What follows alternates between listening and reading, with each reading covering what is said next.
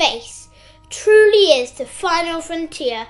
But when thinking about the early exploration of space, people think about the pioneering steps made by Yuri Gagarin in Vostok 1, becoming the first human in space, or Alan Shepard in his Freedom 7 Mercury capsule as the first American in space. 5, 4, 3, 2, 1, 0. Ignition. Liftoff. All right, liftoff, and the clock is starting. Okay, allow it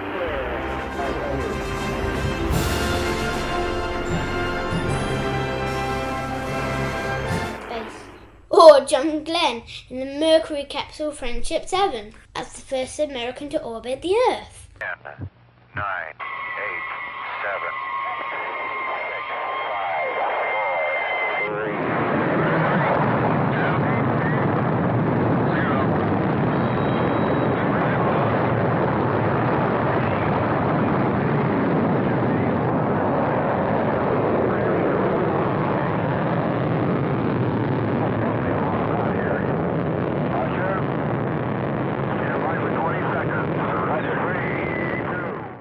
or Neil Armstrong in Apollo 11, being the first human to walk on the moon. I'm going to step off the limb. That's one small step for man, one giant leap for mankind. So often overlooked in our dash getting into space, of the feats and work of those who came before them. Pioneers like Charles L. Yeager. Chuck Yeager was never an astronaut and never even went into space. But without his incredible bravery and amazing piloting skills, we may never have got there at all. Chuck Yeager was born on February the 13th, 1923, in West Virginia, in the United States of America. In 1941, he joined the American Air Force, and during World War II, in 1943 became a pilot. He was shot down and captured in 1944, but escaped and was flying again before the end of the year. After the war, he returned home, and in 1945 he became a test pilot. In 1947, he was chosen to fly the Bell X-1 in an attempt to break the sound barrier. The sound barrier, up until that point, had been this mythical wall that some believed could not be broken, that no one could travel faster than the speed of sound. 2 days before his scheduled flight, Chuck fell off his horse and broke 2 ribs. Knowing he would be dropped from the flight, he didn't tell anybody.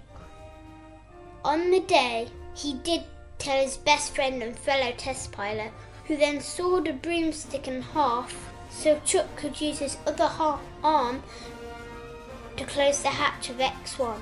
On October the 14th, 1947, Chuck Yeager released the X-1 from the bomb bay of the specially modified B-29 bomber and flew into history as the first person to fly faster than the speed of sound.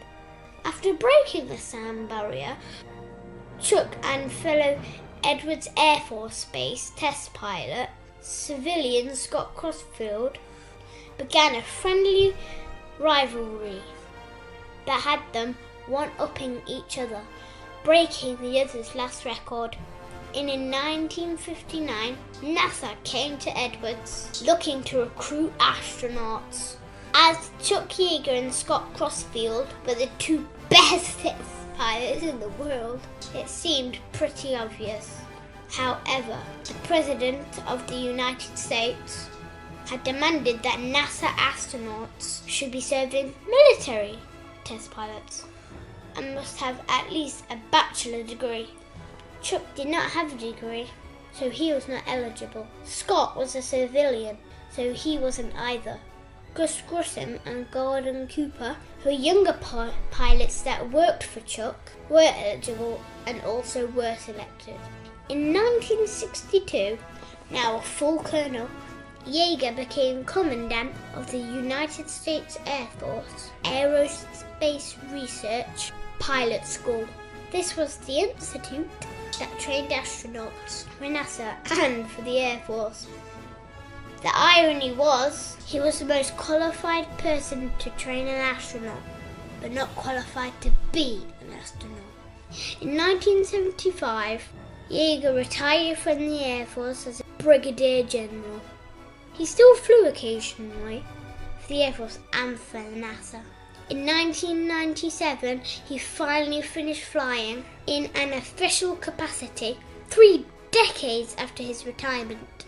Chuck Yeager is a force of nature. He was an ace combat pilot, an extraordinary test pilot, and an amazing teacher. A true pioneer and explorer of the unknown. Without his effort, we might never have reached the moon.